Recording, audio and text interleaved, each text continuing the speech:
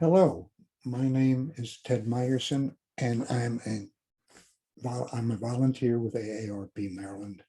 And today we're going to talk about staying safe from scams. As you can see, we've done many presentations, and this is the one that was originally scheduled to be the last. But we have two more now. The next one is scheduled for June 4, and it's child identity theft, what parents and grandparents need to know. Thousands of kids have their identity stolen every year. And we as parents and grandparents should know about that and should know what we can do to protect our kids from being attacked by thieves.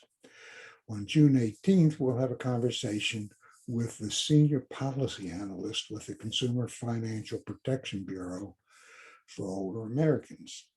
So with that, let's get started.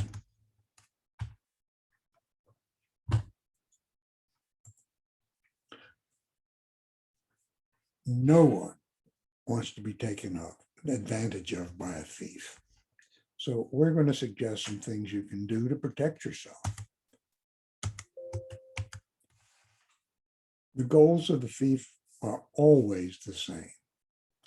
They want personal information so they can assume your identity. They want your name, address, date of birth, social security number, phone number, any personal identification that they can get.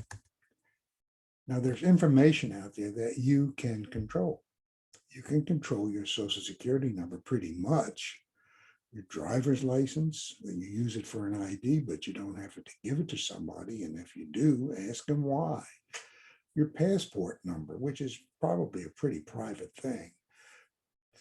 Obviously, you don't want to share your financial account numbers and bank PIN numbers and whatever. Credit card expiration date and security code. Wow. You know what? That's hard to protect. Actually, you can, but when you give it to a waiter and they go away with it and come back, you don't have any control over that. Applications that you fill out want information that's, should be kept private. And social media, people post things on social media and you don't know who's going to see it. But there's also information out there that you can't control.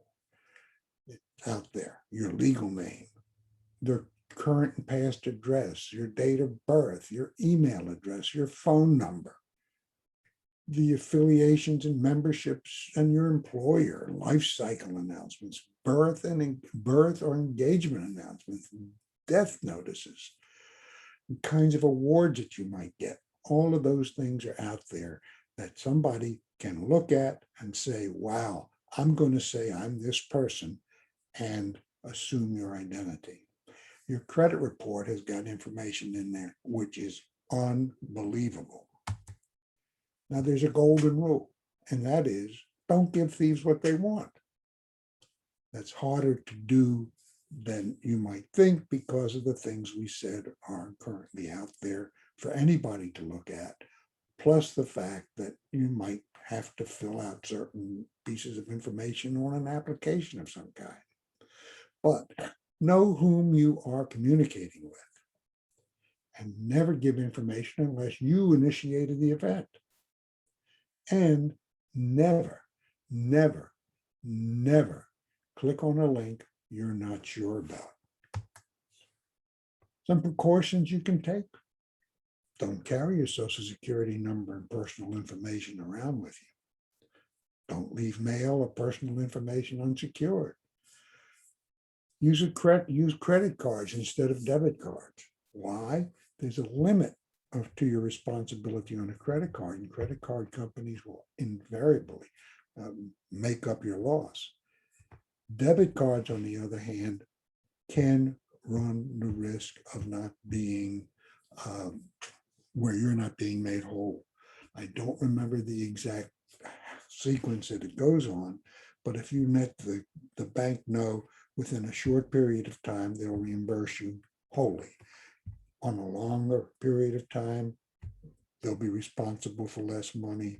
And if you don't catch this thing for a long period of time, a thief can empty your account and it's gone. Scan all the cards you carry in your wallet, front and back. So if you were to lose your wallet or your purse, you know what you lost and you know who to contact. Use online access to your accounts instead of mail.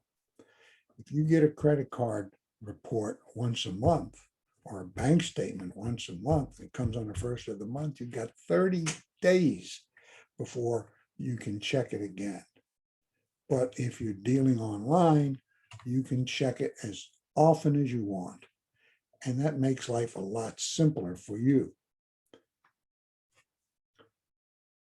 So check your credit report and your score regularly. You're entitled to once a year. There are 3 major credit bureaus. Do one every 4 months, and that way you keep it rolling. Sign up for credit monitoring services like Credit Karma and Credit Sesame. They're free, and there are others. And micro shred everything. Freeze your credit. Now, freeze your credit is really just instructing the credit bureaus to not give out any information. You can do it online or by phone. You'll need to prove who you are and that they can be sure that you are whom you claim to be. And you'll establish a login ID and a password.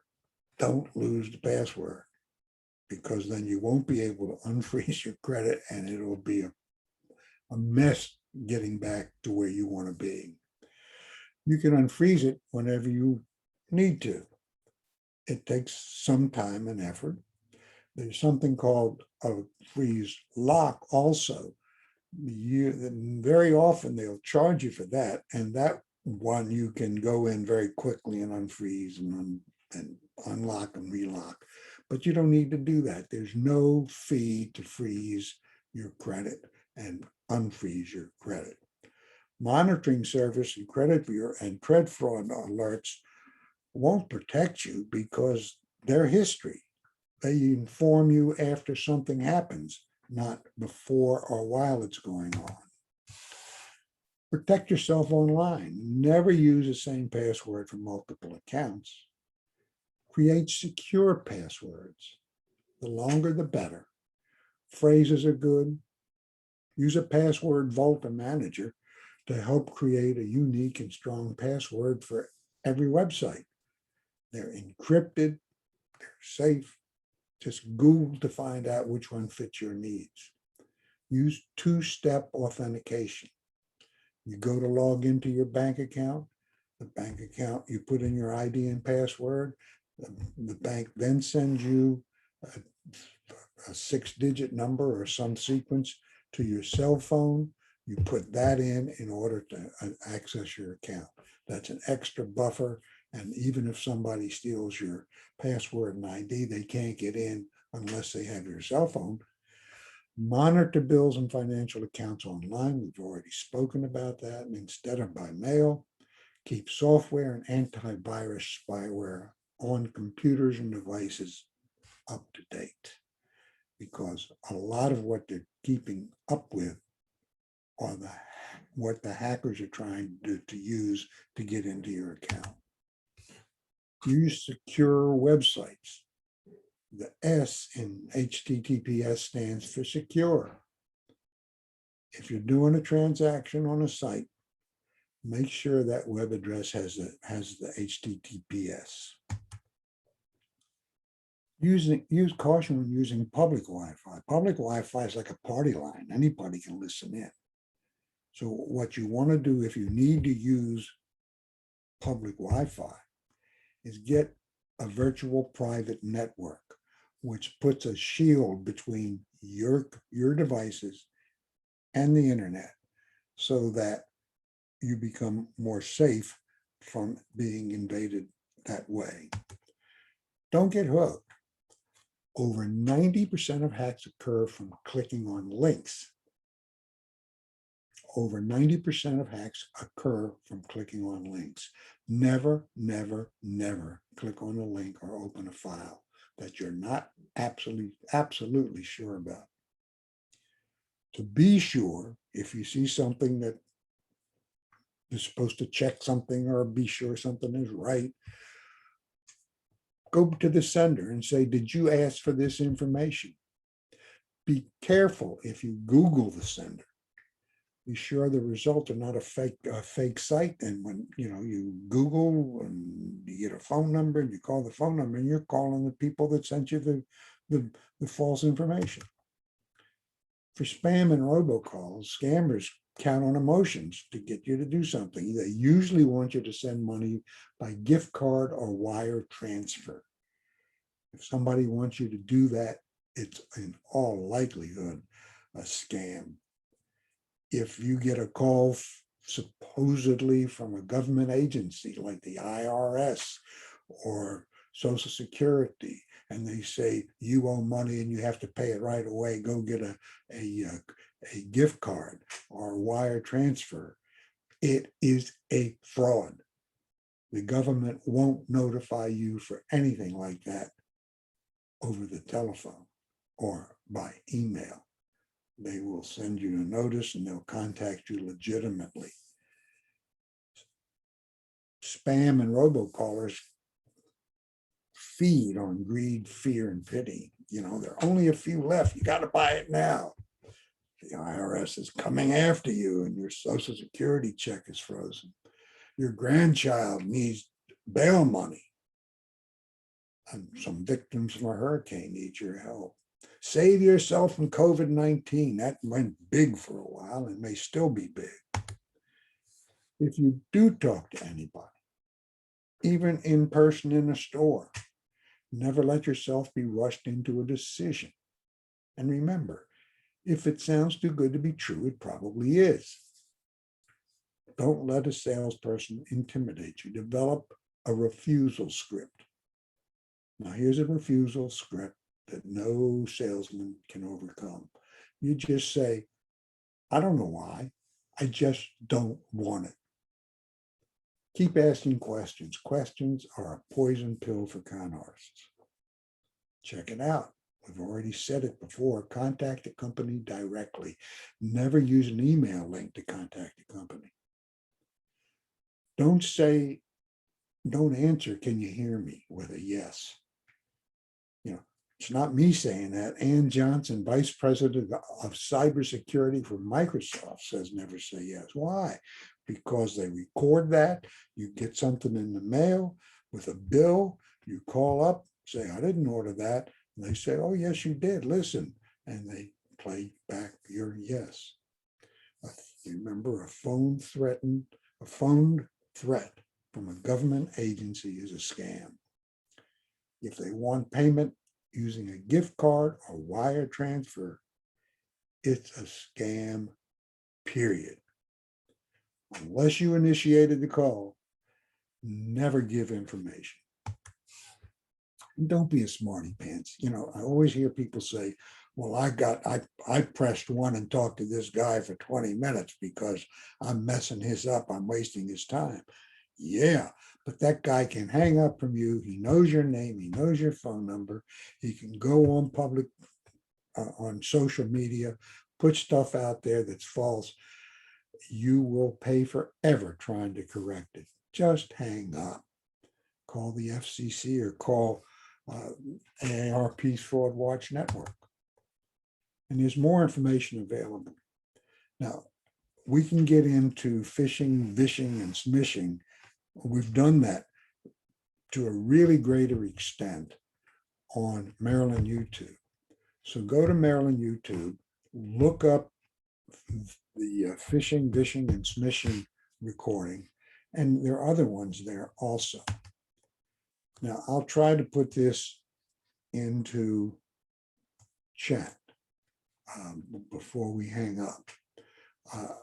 But you can also go to identitytheft.gov. That's a super resource. And AARP's Fraud Watch Network. phone number is 877-908-3360, or you can just Google AARP Fraud Watch Network. You don't have to be an AARP member. You can get tips on how to avoid cons, scams, and identity theft, warnings about new scams, a place to report a scam or a con, and you can see a fraud, and you can get help with a Fraud Watch helpline. You can also, you can also sign up for a free bi-weekly email Watchdog Alerts newsletter. So with that, I'm going to stop sharing and ask if there are any questions that you might want to ask.